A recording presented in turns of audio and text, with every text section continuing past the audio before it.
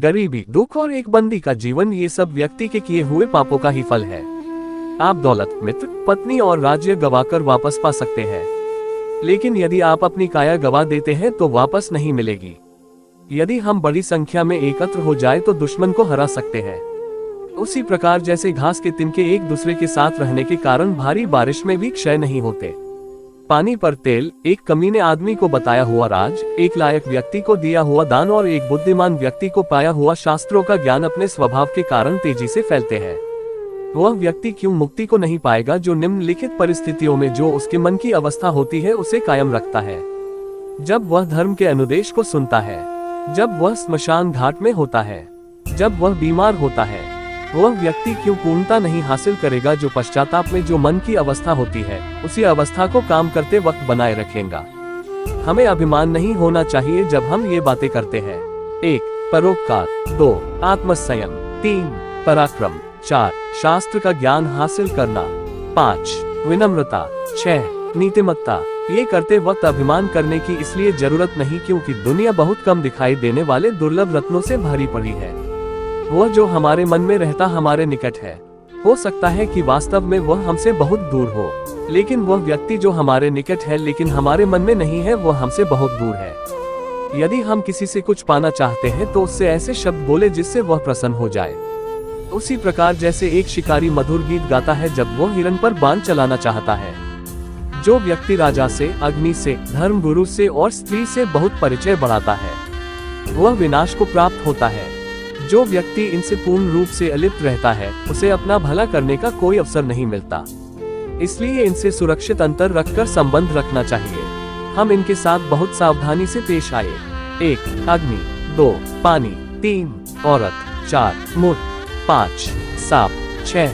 राज परिवार के सदस्य। जब जब हम इनके संपर्क में आते हैं वही व्यक्ति जीवित है जो गुणवान है और पुण्यवान है, लेकिन जिसके पास धर्म और गुण नहीं उसे क्या शुभ कामना दी जा सकती है। यदि आप दुनिया को एक काम करके जितना चाहते हो तो इन 15 को अपने काबू में रखो। इन्हें इधर उधर ना भागने दे। 5 इंद्रियों के विषय।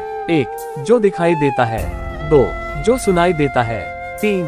जिसकी गंध आती है, 4. जिसका स्वाद आता है, 5. जिसका स्पर्श होता है। 5 इंद्रिय। 1. आँख, 2. कान, 3. नाक, 4. जिह्वा, 5. त्वचा, 5 कर्मेंद्रिय। 1.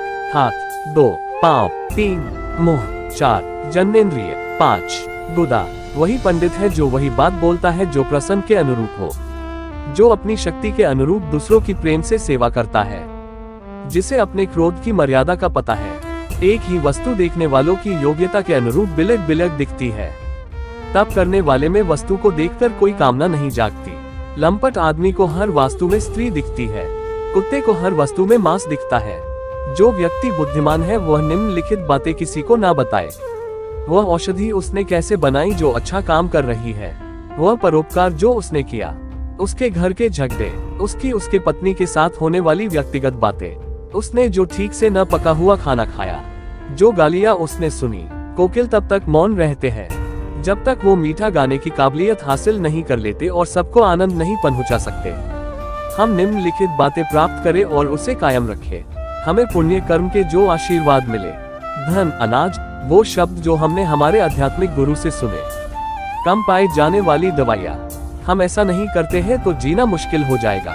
कुसंग का त्याग करे और संत जानों से मेलगोल बाए। दिन और रात गुणों का संपादन करे, उस पर हमेशा चिंतन करे जो शाश्वत है और जो अनित्य है उसे भूल जाए।